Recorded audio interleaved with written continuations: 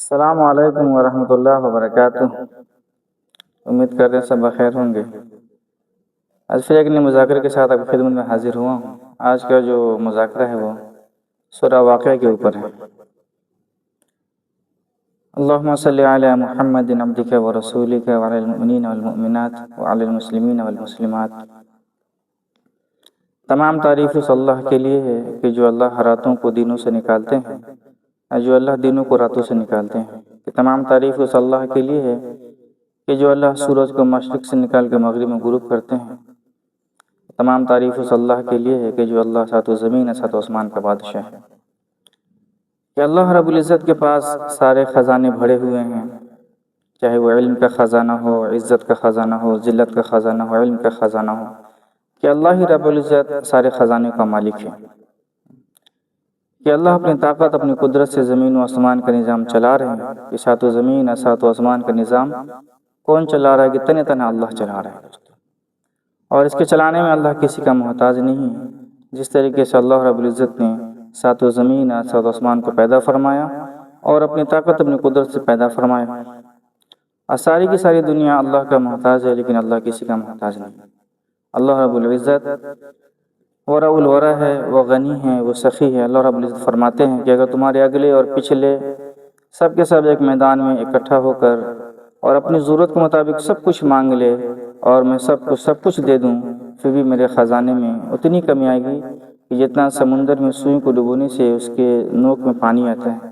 پھر بتائے کہ یہ بھی کوئی کمی ہے، بتائے کہ مثال دینے کے لیے، لیکن اللہ کے خزانے میں یہ بھی کمی نہیں ہے کہ جب سے اللہ رب العزت نے زمین و آسمان کا نظام پیدا فرمایا، جب سے لے کر کے اور اب تک اللہ نے کتنا لوٹایا اور کتنا کھلایا لوگوں کو، لیکن اللہ کے خزانے میں کوئی کمی نہیں ہے۔ ہمارا یقین ہونا چاہیے کہ پالنے والی ذات صرف اللہ کی ہے۔ کہ اگر زمین تانبے کی ہو جائے اور آسمان پیتل کا ہو جائے، اگر زمین سے غلہ نہ نکلے اور آسمان سے پانی نہ برسے، پھر بھی میرا اللہ اس بات پر قادر ہے کہ وہ ہم کو کھلائے گا۔ یہ اللہ کی طاقت ہے، کیونکہ اللہ رب العزت نے پہلی قوموں کو، بنی اسرائیل کو جو من و سلوہ کھلایا، دوستو آسمان سے کھانا کھلایا، تو اللہ محتاج نہیں ہے۔ دوستو ہم محتاج ہیں، ہم فقیر ہیں، ہم دوستو اللہ سے لو لگائیں گے، اللہ سے تعلق صحیح کریں گے، اللہ رب العزت ہماری ضرورت کو پورا فرما دے گا۔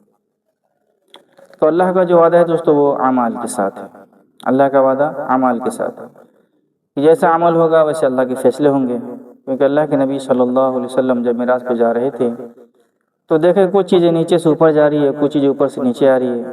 حضرت جبریل علیہ السلام سے پوچھا کہ کیا ہے؟ فرمایا کہ آپ کی امت کی اعمال ہے جو نیچے سے اوپر جا رہی ہیں، اور اللہ کے فیصلے جو اوپر سے نیچے آ رہے ہیں۔ تو بتائیے جیسا ہمارا اعمال ہوگا ویسا اللہ کا فیصلے ہوگا۔ اگر ہم چاہتے ہیں کہ ہماری زندگی خوشحال ہو اور ہمیں دنیا کی بھی عزت مل جائے اور آخرت کی بھی عزت مل جائے اور اللہ ہم سے راضی ہو جائے، تو دوستو اللہ کو راضی کرنے والے عمل کرنا پڑے گا۔ جب اللہ کو راضی کرنے والا عمل کریں گے تو اللہ رب العزت دنیا کی بھی عزت دے گا، اللہ موت کے بعد بھی ہمیشہ کی عزت دے گا، کیونکہ اللہ کسی کا محتاج نہیں ہے۔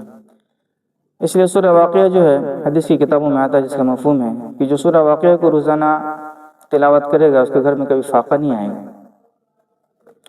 حضرت ابن مسعود رضی اللہ عنہ حضور اقدس صلی اللہ علیہ وسلم کا ارشاد نقل کرتے ہیں کہ جو شخص ہر رات کو سورہ واقعہ پڑھے اس کو کبھی فاقہ نہیں ہوگا۔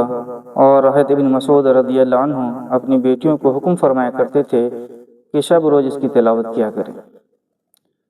ایک روایت میں آتا ہے کہ جو شخص سورہ واقعہ، سورہ حدید، سورہ رحمان کی تلاوت روزانہ کرتا ہے وہ جنت الفردوس کے رہنے والوں میں پکارا جاتا ہے۔ بتائے کہ جو شخص سورہ واقعہ کی تلاوت ہر روز کرے گا تو کبھی اس کے گھر میں فاقہ نہیں آئے گا۔ ایک روایت میں کہ سورہ واقعہ سورۃ الغنی ہے، اسی لیے، اور ایک روایت میں آتا ہے کہ سورہ واقعہ اپنی بیویوں کو سکھاؤ۔ ایک روایت میں آتا ہے کہ سورہ واقعہ اپنی بیٹیوں کو بھی سکھایا کرو، اس کو پڑھنے کا حکم دیا کرو۔ ایک روایت میں حضرت عائشہ رضی اللہ عنہا سے بھی اس سورہ واقعہ کی تلاوت کی تاکید آئی ہے۔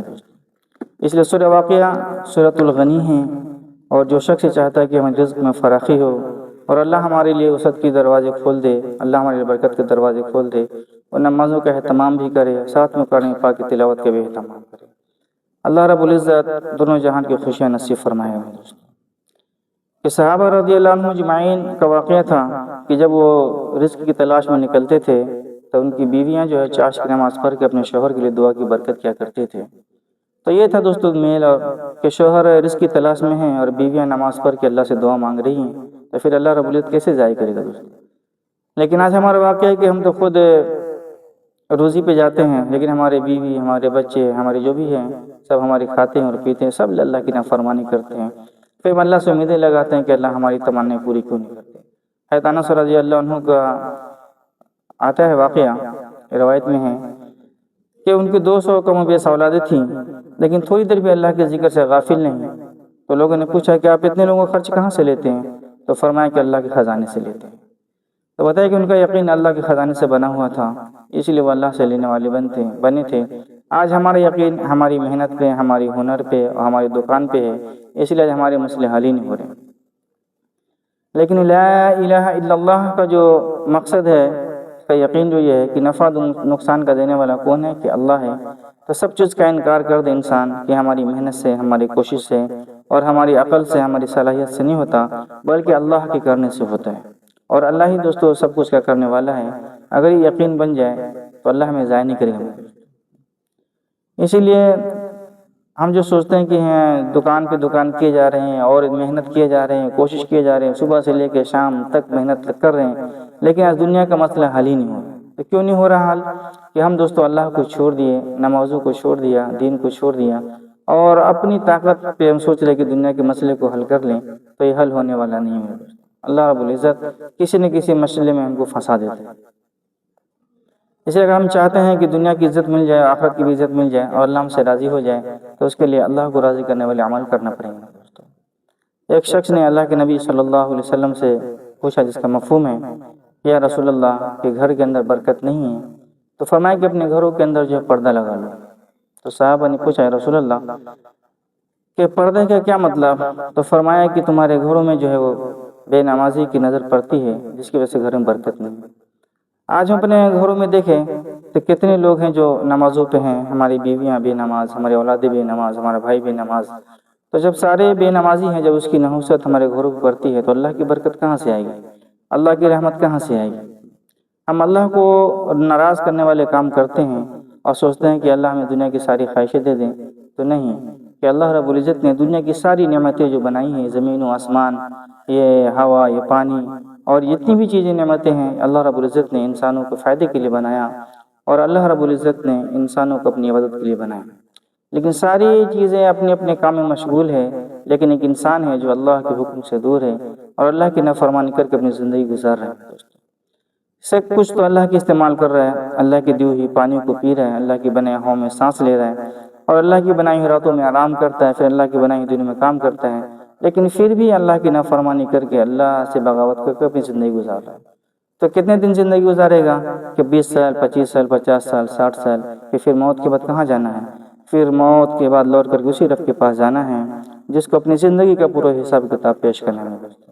اس لیے دنیا کی زندگی کوئی مسئلہ نہیں ہے، دنیا کی زندگی ہر ایک کی گزر رہی ہے۔ جو اللہ کو مانتا ہے، اللہ اس کو بھی روزی دے رہا ہے، جو اللہ کو نہیں مانتا، اللہ اس کو بھی روزی دے رہا ہے۔ لیکن دنیا کی زندگی کوئی مسئلہ نہیں، اصل مسئلہ جو ہے آخرت کا مسئلہ ہے، اصل مسئلہ قبر کا ہے، اصل مسئلہ جو پل صراط کا ہے، اور اصل مسئلہ جو حشر کے میدان کا ہے، کہ جہاں نہ کوئی باپ بیٹا کو پوچھے گا، نہ بیوی شوہر کو پوچھے گا، نہ ماں بیٹی کو پوچھے گا، کوئی کسی کا پرسان حال نہ ہوگا، وہاں نفسی نفسی کا عالم ہوگا اور سب اپنے آپ میں مگن ہوگا۔ اس لیے موت کے آنے سے پہلے اللہ کو راضی کرنا اور اللہ کے نبی صلی اللہ علیہ وسلم کا جو لایا ہوا طریقہ ہے، اس کو اپنی زندگی میں داخل کرنا ہے دوستو۔ اگر اس کے ساتھ ہماری زندگی بسر ہو رہی ہے، پھر تو خوش قسمتی کی بات ہے۔ اگر یہ زندگی اپنی مرضی سے گزر رہی ہے، تو یہ مرضی والی زندگی کل خون کے آنسو رلائے گا ہمیں دوستو۔ اور یہ زندگی تو ہر ایک انسان کی گزر جائے گی، چاہے جیسے بھی ہو۔ پتہ ہے کہ ایک انسان جس نے آج ظہر پڑھ لیا، عصر پڑھ لیا، اس نے اللہ کو کتنا راضی کیا اس کو بھی نہیں معلوم، اور جس نے ظہر عصر نہیں پڑھا، اس نے کتنا رب کو ناراض کیا اس کو بھی معلوم نہیں۔ اسی لیے اللہ رب العزت نے سب کچھ غیب میں چھپا کے رکھا ہے۔ اس لیے ہمارا ایمان ہی غیب پر ہے کہ موت کے بعد زندہ ہونا ہے اور اللہ کو اپنی زندگی کا حساب و کتاب دینا ہے دوستو۔ اگر یہ چیز غیب میں چھپی نہ ہوتی کہ جو اللہ کو راضی کرنے والے عمل کرے، جو نماز پڑھے، قرآن کی تلاوت کرے اور اللہ کا ذکر کرے، تو اس کا پھر کھانا بھی اچھا ہو، اس کا سونا بھی اچھا ہو، اور جو نماز نہ پڑھے، جو عمل نہ کرے، اس کا کھانا جو ہے مٹی ہو جائے، پتھر ہو جائے، بتائیے پھر کوئی بھی اللہ کی نافرمانی نہیں کرے گا۔ لیکن اللہ رب العزت نے دنیا میں اختیار دیا ہے، اللہ نے زندگی میں موقع دیا ہے، اپنی زندگی جیسے مرضی گزارنا ہے گزر جائے گی، لیکن سوچے تو صحیح موت کے بعد کیا ہونے والا ہے، کیونکہ موت آنے والی ہے، قبر میں جانا ہے، اس لیے موت سے پہلے پہلے موت کی تیاری کرے۔ حدیث کے مفہوم میں آتا ہے کہ عقل مند انسان وہ ہے جو موت سے پہلے پہلے موت کی تیاری کرے۔ اس لیے اللہ رب العزت سے دعا ہے کہ اللہ رب العزت ہم سب کو نیک عمل کی توفیق نصیب فرمائے، اور دین پہ چلنے کا شوق جذبہ نصیب فرمائے، نمازوں کا شوق نصیب فرمائے، قرآن کی تلاوت کا شوق نصیب فرمائے۔ اللہ سے دعا ہے کہ اللہ رب العزت موت تک دین پر، ایمان پر، نماز پر استقامت نصیب فرمائے۔